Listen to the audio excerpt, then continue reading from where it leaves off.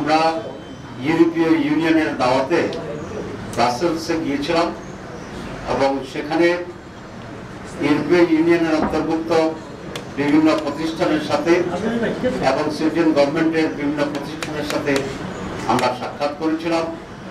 সেখানে বাংলাদেশ এবং ইউরোপীয় ইউনিয়নের বিভিন্ন কর্মকাণ্ড এবং স্বার্থের যে মিউচুয়াল ইন্টারেস্টের যে বিষয়গুলো সেগুলো নিয়ে আমরা আলোচনা করেছি।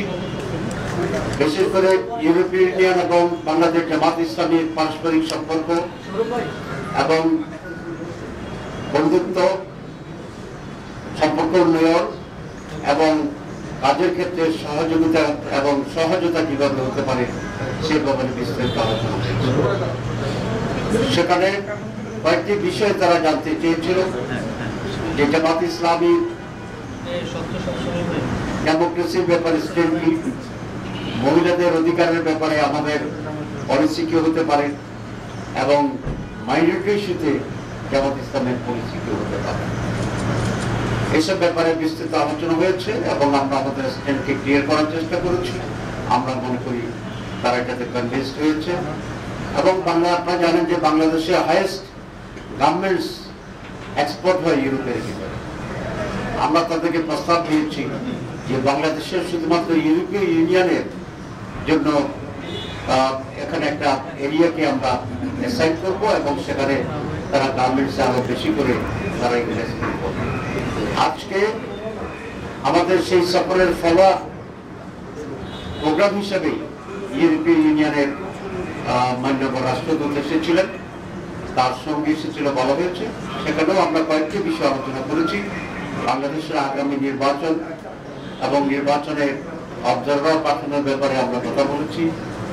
ইকুয়াল প্লেইং ফিল্ড তৈরি হওয়ার জন্য বিশেষ করে প্রত্যেকটি বুথে ইলেকশনে সিসি ক্যামেরা যাতে সংযোজিত থাকে আমরা এটা প্রস্তাব করেছি। তারা এই প্রস্তাবকে এনকারেজ করেছে এবং এই জন্য যে হিউজ বাজেট দরকার আমরা তাদেরকে বলেছি তারা যেন এই ক্ষেত্রে সেইভাবে আমাদের রিফর্মস কমিশনের ব্যাপারে তারা আমাদের কাছ থেকে জানতে চেয়েছিল। আমরা বলেছি প্রেসিডেন্ট প্রধানমন্ত্রীর ক্ষমতার ভারসাম্য আমরা চাই এবং প্রধানমন্ত্রীর পদে দুইবারের বেশি কেউ নির্বাচিত হতে পারবে না। ইলেকশন কমিশনের রিফর্মস কমিশনের এই প্রস্তাবের সাথে আমরা একত্রতা পোষণ করেছি, গতকালও যেটা আমরা প্রেস ব্রিগে বলছি। সুতরাং এই সকল বিষয়ই আজকে মূলত আলোচনা হয়েছে এবং তারা বলেছেন তারা বাংলাদেশের সাথে কাজ করবে এবং বাংলাদেশ জামাত ইসলামীর সাথেও তারা কাজ করবে এবং পারস্পরিক আলোচনার ভিত্তিতে আমরা দুই পক্ষই কিভাবে বেনিফিটেড হতে পারি এই বিষয়ে আলোচনা করব। সবাইকে ধন্যবাদ।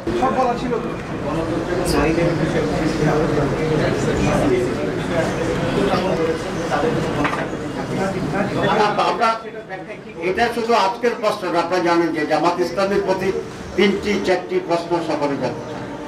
একটা হচ্ছে ওমেন পজিশন জামাত ইসলামের, টেরোরিজমের ব্যাপারে জামাত ইসলামের স্ট্যান্ড কি এবং মাইনরিটির ব্যাপারে জামাতের ভূমিকা রাখবে। তিনটাকে কমন প্রশ্ন আজকে সেই কমন প্রশ্ন, সুতরাং জবাব আমাদের করে স্পষ্ট, কারণ প্রশ্ন তো আউট হয়ে আছে। ঠিক আছে না?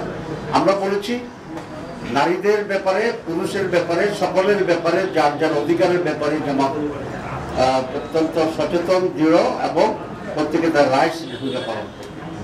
তারা বলেছিল যে মহিলাদের রিফর্ম কমিটি কিছু রিপোর্ট করেছে, সেখানে আমরা একটা বিষয় আপত্তি করেছি যে সেখানে যৌনকর্মীদেরকে লাইসেন্স দেওয়া যে প্রস্তাবনা, এটি মহিলাদের জন্য অত্যন্ত লজ্জাজনক, ইনহিউম্যান এবং তাদের সম্মানের প্রতি আঘাত, অধিকারের প্রতি আঘাত। প্রত্যেকটা মানুষ তার সম্মান মর্যাদা দিয়ে বাঁচার যে অধিকার, এই প্রস্তাবনা সে অধিকারের বিপরীতে একটা। সুতরাং এটাকে আমরা কন্ডেম করেছি, এটা আমরা তাদেরকে বলছি। বাট আদারওয়াইজ মহিলাদের যে ভূমিকা, এটাকে আমরা এনকারেজ করি। তারা বলছে রাজনীতিতে মহিলাদের অংশগ্রহণের ব্যাপারে আমাদের সমাধান করছে। এক্ষেত্রে আমরা খুবই উদার। আমাদের মহিলা পার্লামেন্ট মেম্বার ছিল, এখন আমাদের দলের 43% মহিলা সদস্য আছে, যেটা আর কোনো দলের ভিতরে নেই। তো আমরা এগুলো ক্লিয়ার করছি। Thank you. আরেকটা প্রশ্ন, সেটা হচ্ছে যে নির্বাচনের কবে নাগাদ হবে সেটা নিয়ে কোনো আলোচনা হচ্ছে কিনা বা তারা কিছু বলেছে কিনা, আপনারা তো নির্বাচনের কবে নাগাদ দিতে বলে তারিখ কি হতে পারে সেটা নিয়ে? নির্বাচন কখন হবে এটা তো একটা কমন বিষয়।